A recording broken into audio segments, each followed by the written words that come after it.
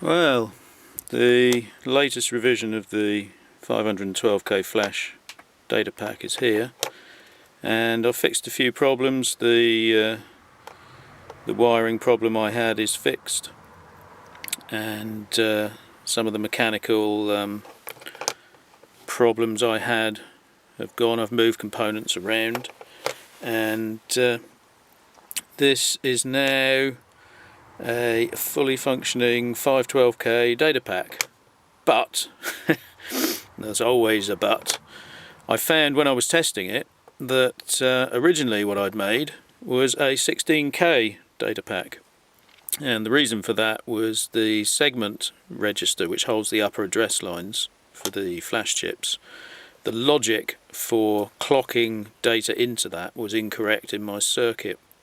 What I'd done was actually use the technical reference manual, as I did for the hardware ID bit or byte logic. I'd used the technical reference manual and looked at the line states that they'd put in for the control signals and used those in my logic circuit. So if it was saying that line A had to be high and line B and C had to be low, then that's the logic states I would use to select whatever I needed to select.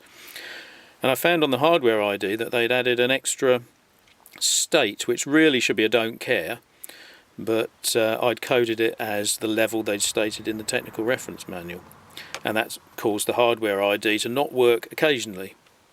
And I had the same problem with the segment register clock, and there's a line which was held high, where it said take PGM high, and I made my logic such that it would only clock if PGM was high, and it turns out that that should be a don't care as well. So on here I've had to lift a pin and solder it to the pin next door.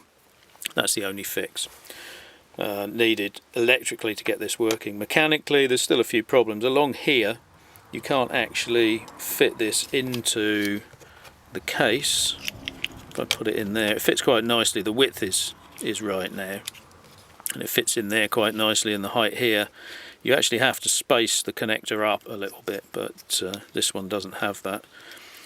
There's components down both sides, so I have to, as well as cutting the wall away here, I have to cut part of the plastic away around the edge of the data pack.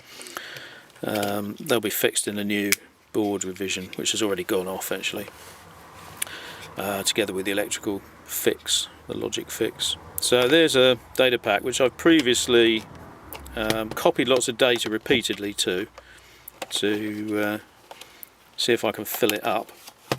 And if you turn it on and UI for info, so that's pack A, the internal memory 36k. If I now go to the pack B, you can see that it's wandering up through the data. It's reached 100k, it's coming up on 200, 200k. We've gone past 256k, so hopefully I'm selecting the two chips correctly. And we're heading up into 400k, and stops at 492k. I couldn't copy my lump of data in there to fill that space up because it was too big. So I think we do have a flashback here, a 512k flashback, which actually works. I haven't found anything wrong with it in its current state. So it formats. I've modified 3 of them. There's another one here. So I've got 5 PCBs, and I'm going to build them all up. These are sort of samples because you need to cut the plastic away. I'm hoping that on the next revision of board, with the fix for the chip here, that the mechanically it'll go in. The only thing you have to do is take that wall away there, which is because of this connector. So yeah, there we go. I'm going to make 5 of those up and do some more testing with those, and let's run that again, and I think hopefully that's been put to bed.